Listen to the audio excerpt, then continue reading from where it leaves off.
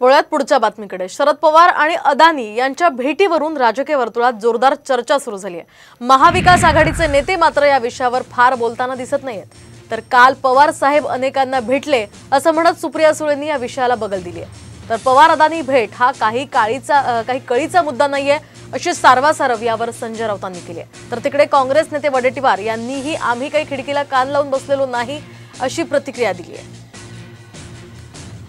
ते ना मला माहिती, काल पवार साहेब खूप लोकांना भेटले। ते ना मला माहिती, काल पवार साहेब खूप लोकांना भेटले। यात काय संबंध काय, याच्यामध्ये महाविकास आघाडीचा संबंध काय? अडाणी हा काही कळीचा मुद्दा नाहीये। आम्ही धारावीच्या प्रकल्पातल्या ज्या अटी आणि शर्ती आहेत त्याला विरोध आहे आमचा।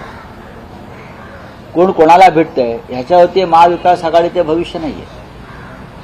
माननीय शरद पवार आणि गौतम अडाणी यांचे फार जुने संबंध आहेत आणि कोणी कोणाला भेटावं हा विषय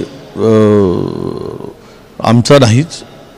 त्यांना ते भेटत असतील तर त्या मला वाटतं की या संदर्भात पवार साहेबांनाच विचारलं तर बरं।